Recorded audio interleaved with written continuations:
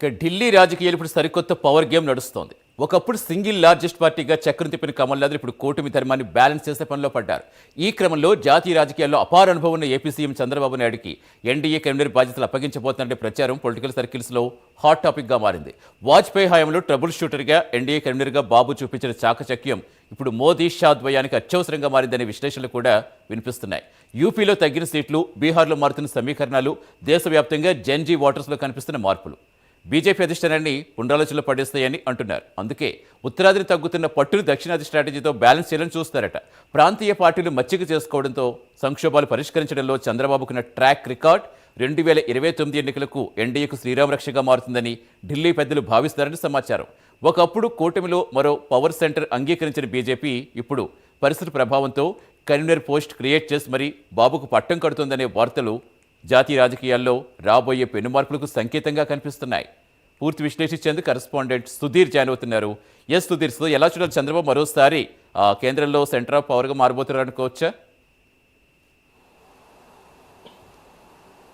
Right Satish, ముఖ్యంగా చూసుకుంటే కనుక ఏదైతే ఢిల్లీ రాజకీయాల్లో ఇప్పుడు సరికొత్త పవర్ గేమ్ నడుస్తుందని చెప్పుకోవచ్చు. అయితే ముఖ్యంగా ఒకప్పుడు ఏదైతే భారతదేశంలో సింగిల్ లార్జెస్ట్ పార్టీగా ఉన్నటువంటి భారతీయ జనతా పార్టీ ఇప్పుడు పూర్తిస్థాయిలో కూడా ఏదైతే చక్రం తిప్పిన కమల్నాథులుగా ఒకప్పుడు గుర్తింపు ఉండేది. అయితే ఈ నేపథ్యంలో ఇప్పుడు మనం చూసుకుంటే కనుక ఏదైతే కుటుంబ ధర్మాన్ని కూడా పూర్తిస్థాయిలో కూడా బ్యాలెన్స్ చేస్తూ కూడా పూర్తిస్థాయిలో కూడా ఏదైతే జాతీయ రాజకీయాల్లో అపారభం ఉన్నటువంటి ఎవరైతే ఏపీ సీఎం నారా చంద్రబాబు నాయుడుకు పూర్తిస్థాయిలో కూడా ఏదైతే ఎన్డీఏకి సంబంధించినటువంటి కన్వీనర్ బాధ్యతలు అప్పగించేందుకు కూడా ఇప్పటికే పెద్ద ఎత్తున కూడా ఏర్పాట్లు చేస్తున్నారన్న ప్రచారం అయితే కనుక పూర్తిస్థాయిలో వినపడుతుందని చెప్పుకోవచ్చు. అయితే ముఖ్యంగా మనం చూసుకుంటే కనుక పొలిటికల్ సర్కిల్స్లో భాగంగా మనం చూసుకుంటే కనుక ఆనాడు ఏదైతే వాజ్పేయికి సంబంధించినటువంటి హయాంలో కూడా దాదాపుగా చంద్రబాబు నాయుడుకు ట్రబుల్ షూటర్గా, అలాగే మరో పక్క చూసుకుంటే కనుక దాదాపుగా ఆయనకైతే ఎన్డీఏ కన్వీనర్గా అప్పుడు పూర్తిస్థాయిలో కూడా ఏదైతే చాకచక్యం చేసినటువంటి అనుభవం కూడా ఆయన పైన ఉందని చెప్పి పెద్ద ఎత్తున కూడా ఉన్నాయని చెప్పుకోవచ్చు. అయితే ఈ నేపథ్యంలో కూడా దాదాపు ఇప్పుడు మోదీ షా అలాగే ఇద్దరు నేపథ్యంలో కూడా అత్యవసరంగా ఏదైతే ఒక మీటింగ్ జరిగిందని చెప్పి దాంట్లో విశ్లేషణ కూడా పూర్తిస్థాయిలో మారిందని మనం అనుకోవచ్చు. పూర్తిస్థాయిలో మనం చూసుకుంటే కనుక ఏదైతే బీహార్లో అలాగే యూపీలో దాదాపుగా తగ్గిన సీట్ల ప్రభావం వలన కావచ్చు, మరోపక్క సమీకరణాలు, అలాగే దేశవ్యాప్తంగా ఏదైతే జెన్జీ ఓటర్లలో కనిపిస్తున్నటువంటి మార్పులు అయితే కనుక బీజేపీ అధిష్టాన్ని దాదాపుగా పునరాలోచనలో పడేశాయని అని అంటున్నారని చెప్పి పెద్ద ఎత్తున కూడా వినిపిస్తున్నాయి.